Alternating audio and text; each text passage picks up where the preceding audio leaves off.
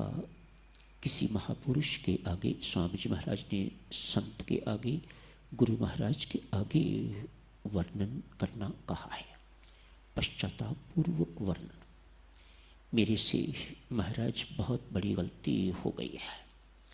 यदि आंखों में आंसू लेके आप किसी संत से अपनी गलती का बखान करते हैं, वर्णन करते हैं, स्वामी जी महाराज के अनुसार वह पाप आपका धुल जाता है। अन्य संत महात्मा इस बात को मानते हैं कि नहीं मुझे पता नहीं, लेकिन स्वामी जी महाराज ने ये 2 प्रसंग आलोचना एवं प्रायश्चित कथा प्रकाश के अंतर्गत लिखे हैं।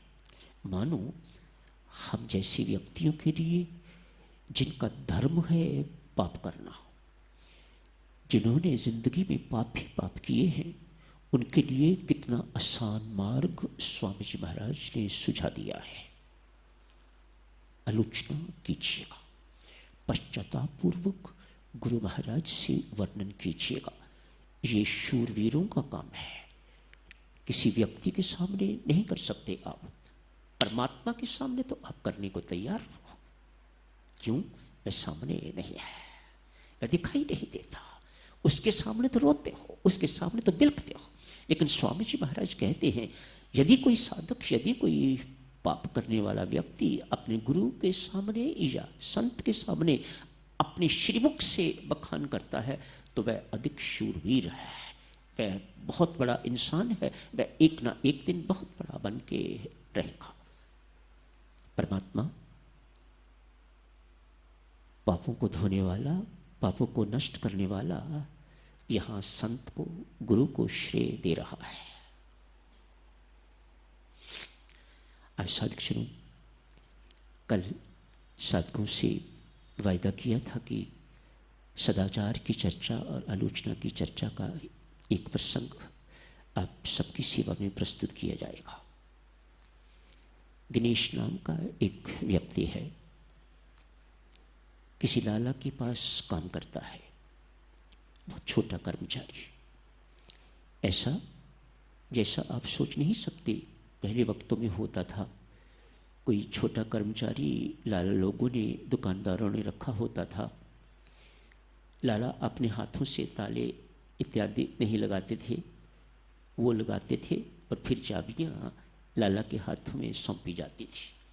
ये छोटे दुकानदारों का भी, बड़े दुकानदारों का भी लगभग इस प्रकार का नियम होता था। कोई सामान इत्यादि लाला के पास होता था तो वह उठा के घर तक छोड़ देता था, फिर अपने घर जाता था। ऐसा ही कर्मचारी गणेश है। तनख्वाह ज़्यादा नहीं है, घर में पत्नी है, डॉक्टर साहब ने कही है कि इसे ट्यूबरकुलोसिस है, टीबी की मरीज है, एक पुत्री भी है, वह भी स्वस्थ तो नहीं है, घर में बहुत कठिनाई है, तनख्वाह बहुत कम है। जब भी डॉक्टर के पास जाता है अपनी पत्नी को लेके, डॉक्टर यही कहता है ट्रीटमेंट लंबा है, कीमती है, कम से कम उस वक़्त की बात कम से कम 100 रुपया लगेगा, अन्यथा तेरी पत्नी मर जाएगी। गणेश बेचारा ये सुन के बहुत दुखी होता है। मैं कहाँ से 100 रुपया लाऊं, कैसे 100 रुपया इकट्ठा करूं? जितनी मुझे सैलरी मिलती है उससे मुश्किल से घर का गुजारा, 2 वक्त की रोटी चलती है। कैसे बचाऊं पैसे, कहाँ से पैसे बचाऊं ताकि अपनी पत्नी का इलाज करवा सकूं? आज रात को दुकान पर ताले लगा रहा है। लाला ने कहा गणेश कल सुबह दुकान पर बेशक लेट आ जाना, पर ये 100 रुपया ले, मनी ऑर्डर करवा के तो आना। ये एड्रेस है, जिनको मनी ऑर्डर करवाना है डाकखाना, पोस्ट ऑफिस जाके तो ये मनी ऑर्डर करवा के तो दुकान पर आना। मानो 9 बजे यदि पोस्ट ऑफिस खुलता है तो खुलते ही मनी ऑर्डर करवा के तो उसके बाद दुकान पर आना। अच्छा लाला जी, जो आ गया, 100 रुपया ले लिया। दुकान से लेके अपने घर तक पहुंचते पहुंचते गणेश का मन बेईमान हो गया है। एक और पत्नी है, एक और मोह, दूसरी ओर कर्तव्य है। मन में सोचा, परमेश्वर की कृपा से ये 100 रुपया मिला है, ये मात्र संयोग नहीं है, 100 का ही क्यों मनी ऑर्डर। परमात्मा को पता है कि मुझे पत्नी के इलाज के लिए 100 रुपया चाहिए, नौकरी और कर लूंगा, कल सुबह दुकान पर जाने की जरूरत नहीं। वैसे भी जाऊंगा, मनी ऑर्डर ना करवा के जाऊंगा तो लाला निकाल देगा, मैं जाऊंगा ही नहीं। इस उधेड़ बुर में घर पहुंचते पहुंचते उदासी भी है। लाला बहुत अच्छा है, बहुत अच्छा है, मेरा बहुत ध्यान रखता है, उसके साथ इस प्रकार का द्रोह ये मुझे शोभा नहीं देता। एक ओर ये बात भी चल रही है, दूसरी ओर वो बात भी चल रही है, द्वंद्व है मन में। उसी द्वंद्व में घर पहुंचा है। जाके पत्नी को कहा, ये 100 रुपया रख, कल से इलाज शुरू करेंगे।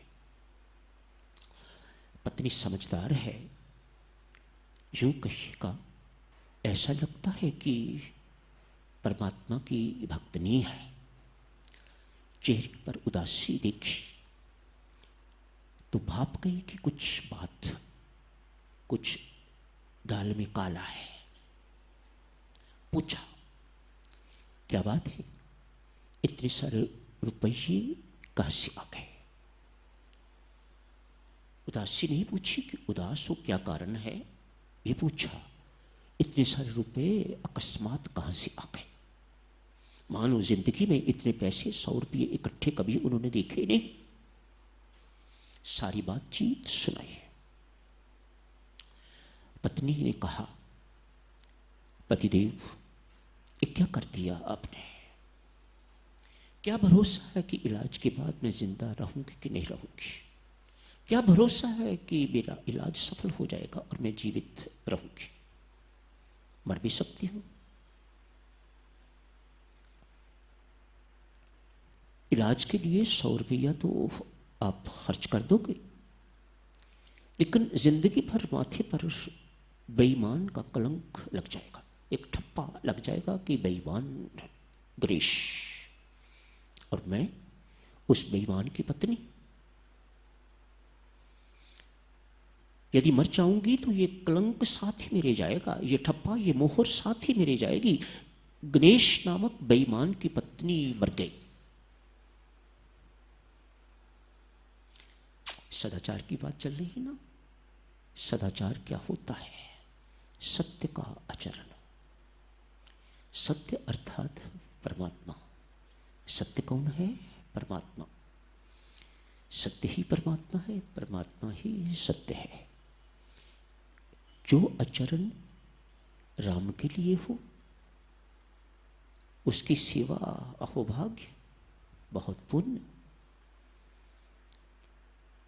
जो काम उससे जुड़ जाए वह काम सदाचार, वह आचरण सदाचार।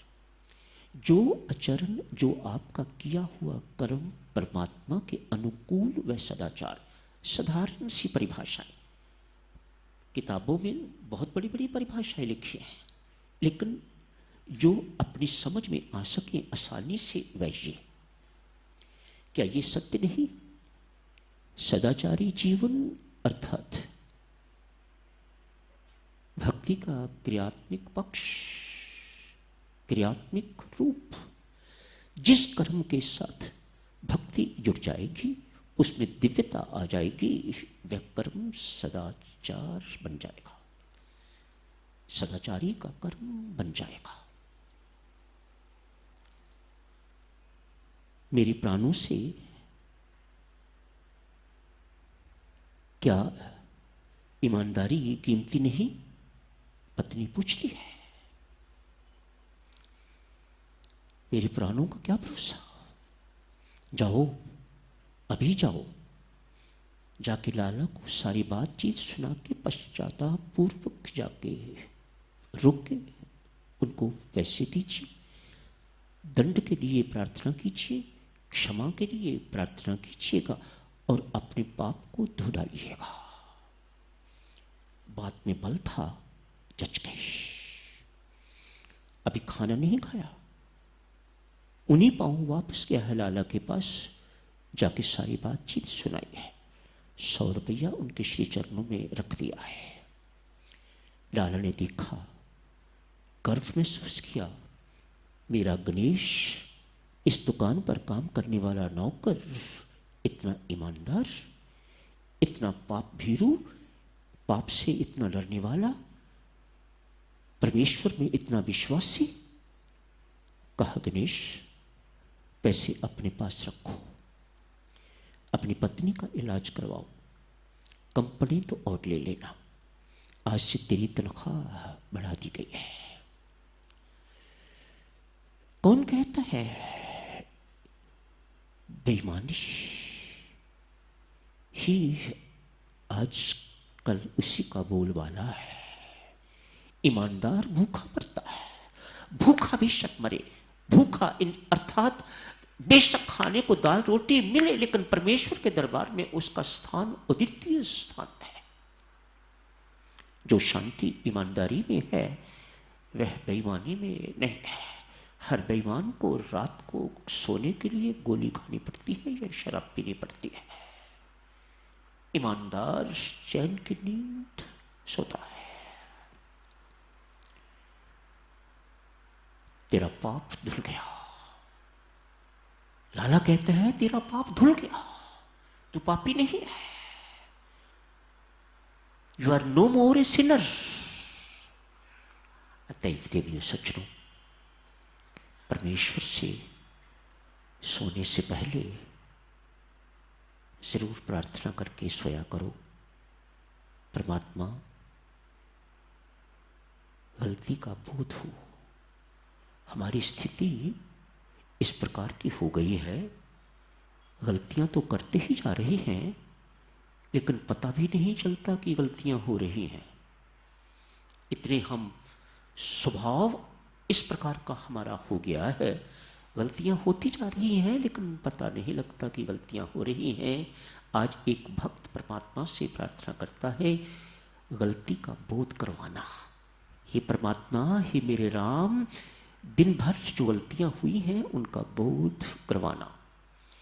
उनका बोध हो गया तो उन्हें स्वीकार करने का बल देना। बहुत बल चाहिए।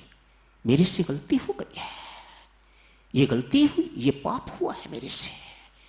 इस गलती को, इस पाप को स्वीकार करने का बल देना। क्षमा मांगनी, दंड मांगनी की मति देना,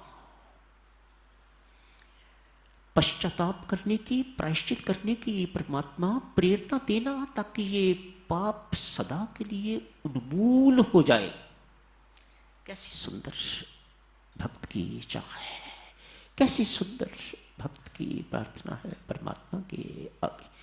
आप सोचते हो ऐसा भक्त रात को सोते वक्त आंखों में आंसू लिए यदि परमात्मा से ये विनय करता है, ये प्रार्थना करता है, तो परमात्मा उसका पाप नष्ट न करे, ये कभी हो नहीं सकता। इस विश्वास से प्रार्थना करो and forget about that sin. फिर कभी उस पाप को याद नहीं करना जिस पाप के लिए आपने परमात्मा से क्षमा मांग ली, प्रायश्चित कर लिया, दंड भी ले लिया, सब कुछ कर लिया, फिर उसको याद नहीं करना।